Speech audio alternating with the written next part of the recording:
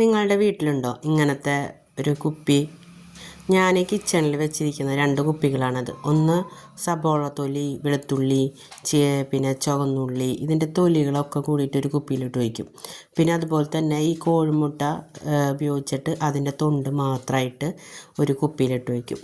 അപ്പോൾ ഇങ്ങനെ കുപ്പിയിൽ 2 കുപ്പിയും കിച്ചണിലെ ജനലേമ തന്നെ വെക്കുക. അപ്പോൾ നമുക്ക് കിച്ചണിൽ ഇത് നമ്മൾ യൂസ് ചെയ്ത് കഴിഞ്ഞാൽ ഓട്ടോമാറ്റിക്കലി നമുക്ക് ആ തൊലി അതിൽ ഇടാൻ പറ്റും.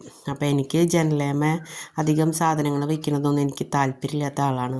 ഒരു മണി പ്ലാന്റിൻ്റെ ഒരു ഗ്ലാസ് മാത്രമേ ഞാൻ വെച്ചിട്ടുള്ളൂ. പക്ഷേ ഇത് വെച്ചിരിക്കുന്നത് വെച്ചാൽ മറക്കാതിരിക്കാൻ വേണ്ടിയിട്ടാണ്. നമ്മൾ വേറെ വല്ല സ്ഥലത്താണ് വെച്ചിരുന്നെങ്കിൽ ഇത് മറക്കും നമ്മൾ, പിന്നെ ഓട്ടോമാറ്റിക്കലി നമ്മൾ വേസ്റ്റ് ബിന്നിലിടും. ഇതാണെങ്കിൽ നമുക്ക് പെട്ടെന്ന് ഓർമ്മ വരും. അപ്പോൾ അത് അതിലേക്ക് തന്നെ എടുത്തിടാൻ പറ്റും.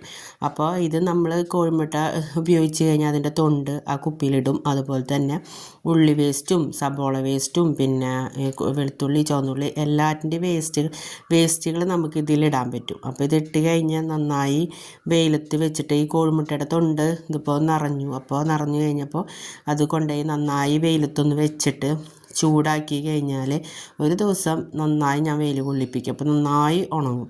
അപ്പോൾ ഉണങ്ങി കഴിഞ്ഞിട്ട് നന്നായി പൊടിക്കും, മിക്സിയിലിട്ട് പൊടിക്കും. എന്നിട്ട് ഞാനിങ്ങനെ കുപ്പിയിലിട്ട് വയ്ക്കും. അപ്പോൾ അത് നമുക്ക് ചെടിക്ക് ഉപയോഗിക്കാമല്ലോ.